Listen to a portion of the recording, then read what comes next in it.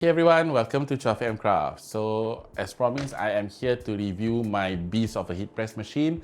This machine is called the Magnet Auto Open Up Slide Out T-shirt Sublimation Heat Transfer Press Printing 16 by 20 inches heat press machine, or what I call it, the 16 by 20 inches heat press machine from this company. If you didn't watch my previous video, I talk about how difficult it is to actually get a heat press like this in Singapore. A lot of the readily available ones online are the ones that are small in size and really focus on the hobby side. But if you are planning to start a small business doing printing for t-shirts like what I'm wearing right now, you might want to look at something a bit more serious to start with. So you might want to look at something like this machine I have. I do have my notes all written down in this piece of paper, so I want to start with the first category, which is the price. This is in no shape or form a cheap heat press to get. I ended up spending approximately around 710 Singapore dollars, which is approximately around 524 US. The breakdown for this machine is that the price is $260 USD just to get the machine, and then for shipping it costs around $220 US, and the rest are all the tax that comes with it. At first, when I got the machine and unboxed it, I wasn't expecting to get an industrial quality machine. Yes, the company that sells this thing does have the word industrial in it, but I wasn't aware at the time until I was writing the script for this video. But thanks to that, I got a machine that is built with very good quality. The metal framing and the body itself are all made out of metal. Every bit of it feels like a great quality. My impression of this machine, just from the look of it, it is something that's going to work for years to come. And that is really what you want to find in a machine that you are going to invest to build up your business. You don't want to spend hundreds of dollars to get a machine that's gonna last you maybe 2 to 3 years. You might need to last at least 5 to 10 years. Moving on to the next category, which is the features and function of the machine. I specifically chose the 16 by 20 inches surface area based on my research on the advice available out there. This is the right size for a small startup business, I guess. It is not too big and not too small. You don't have to use all of the surface area, like you don't have to have a big design, but it is nice to have this big option available. For example, the design I am wearing, this is considered quite a large design and it fits comfortably on the area available on the bottom plate. The machine itself weighs around 42 kilograms, so you need to find a sturdy table. As of now, I'm using a side table that I have at home. I have not get a table yet. And these are the dimensions of the machine. So just bear in mind, this machine takes quite a lot of space, so it's important for you to plan where you want to put it in your work area. And for me, I have this nice small corner where it fits just right. It doesn't block the door, and it is close to the socket and other machines that I use for my craft business. It also got this drawer function for the bottom plate so that I can load my t-shirts and design easily away from the heat plate up top. Other heat presses that do not have this feature, they are a little bit cheaper, but you do run the risk of accidentally touching the hot plate when it is turned on and when you want to load your t-shirt and design onto the bottom plate. There are other heat presses that have the swivel kind where you can move the heat element away from the bottom plate, but again, that takes up too much space, and I find that this drawer function fits nicely into my work area. Another favorite feature of mine from this machine is the auto release function, and what that is that I can set the timer for how long I want the machine to press the design onto my t-shirt, and it will automatically release when the timer is done. This will prevent overheating and risking burning the t-shirt underneath. And if I ever want to release the heat press earlier than what I set it to be, I got this red button on the side where I can press and it will automatically release the clamp. I think it's a really good feature for safety and also for efficiency. Just think about the possibility, like I can press the machine down and then move away from the machine to do other stuff while waiting for the heat press to finish pressing. Some of you may ask if it's dangerous to leave the machine even though it has the auto release function. I guess because it is an industrial machine, whenever it releases the clamp, it sounded so loud that anyone in the house can hear it. You got the standard adjustable pressure knob right here. It does not have an indicator whether it's in the medium level or the highest level, but it works just fine. And last but not least, it got a touchscreen interface, not physical buttons.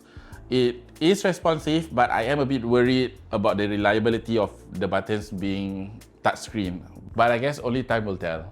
Alright, now on to the fun part. Let's turn the machine on.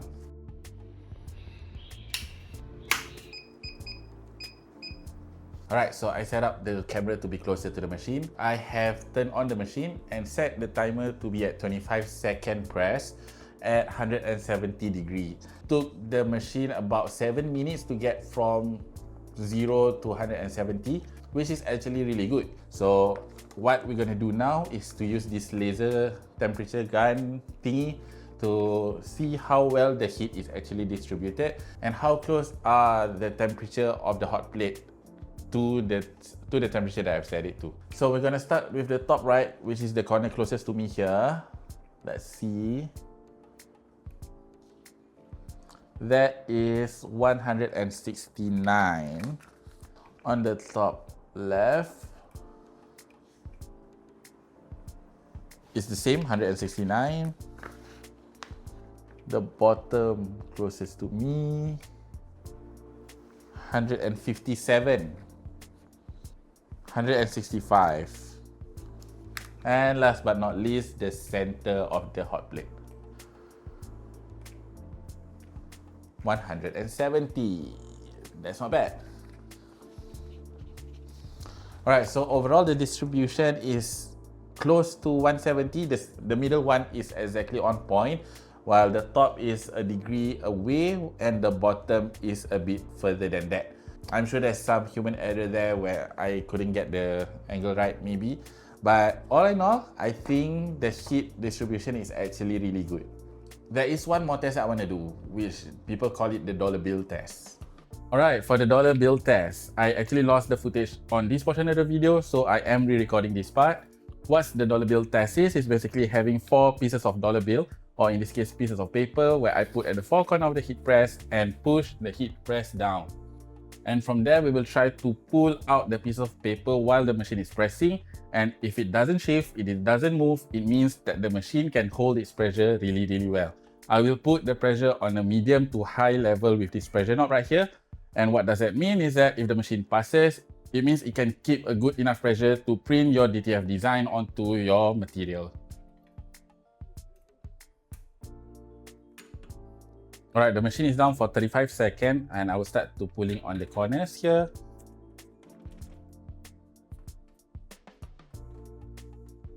As you can see, I am giving it a lot of strength to pull out the papers, but it doesn't move even the tiny bit. So that is actually good. And I would say this machine passes the dollar bill test. Okay, so what I have here is an oversized cotton t-shirt. It is 100% cotton.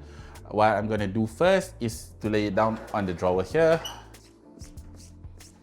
Make sure I remove any dust or dirt on the cotton shirt first and try to get it aligned as best as I can. Alright, so now we preheat the shirt and remove any wrinkles so we got a nice smooth surface to work with. This usually takes about 3 to 5 seconds. That's good enough. And now I got my design. Try to align it as best as I can. 4 fingers from the collar. I think that's good enough. So we got the Teflon sheet as a cover to protect the design and the t-shirt at the same time. Down. And now we press.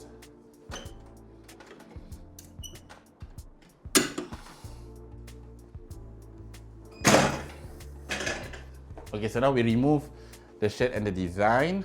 And because this is a cold peel, we have to wait until the design is fully room temperature. Okay, I think it's cool enough to peel. Let's go. Okay, so it is always important to have a second press. After you peel your design, you use the same plastic that this design came on. turn it up the other way. Put on your Teflon sheets. Make sure that the t-shirt is flat. Put it in and give it another press.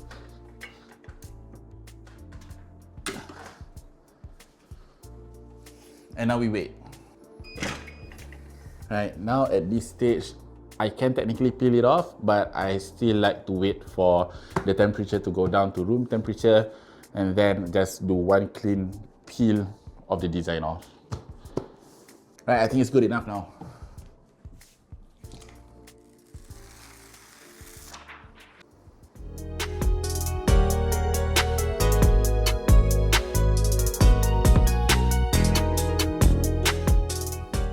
Right, so now with closer look, I don't know if the camera can actually capture this, but the design actually got the cotton line, the t-shirt line penetrating through. So that is a really good indicator that the design is actually pressed onto the material itself. So you can see this line pattern that goes from here, from the t-shirt, continue onto the design. I'm not sure if the white one you can see, the red one, yeah, the red one you can see a bit better on camera. But yeah, so the only test left after this is the wash test. I'm gonna put it on a normal cycle through the washing machine and see if the design actually peel off. So I'll see you guys in a minute. Alright, so we're back from the wash test. As you can see, the design is still intact to the t-shirt. I actually have two more designs that I've pressed previously off camera, so they also went through the wash test. Actually, these two designs already went through the wash test a couple of times already. So this is a better proof that the design actually adhere to the clothing. If you did know already, I am trying to build two brands at the same time. I talked about it in a previous video. So this design I actually made myself for the second brand. It is silat brand, a martial art brand. So you can see a lot of this element like the keris, the traditional silat attire, and the name of the brand, which is Pendeka Academy. Okay, and the final part of the video, I want to give my final thoughts on the machine itself. I really like this heat press. The design, the result that came out of it have been satisfying, with all the features functioning as it should out of the box. And it doesn't take long for the machine to get to the setting that I set it to. I would give this machine a 4 out of 5 rating. Why is it not a perfect score? Why is it 4 out of 5? Well, it is on the pricier side, so it is not something that anyone can just buy and start a small business with. Yes, I understand that is how business works sometimes, but it would be nice if in Singapore we can get a more readily available option so that people who are not entirely sure that they want to go down this route, they don't have to risk such a large amount of money just to get a feel whether this is the right thing for them. So that is all for this video. I will write a bit more about my thoughts maybe in the description or the comment section below. I hope this video have been very helpful, and let me know in the comments your thoughts if you think this video actually worth the amount I paid it for. And if you are like me who want to start a small business and want to help each other out, give a like and subscribe and follow me on all my social medias. I love to build a community where we help each other grow. And that's it for now. I'll see you in the next video. Bye!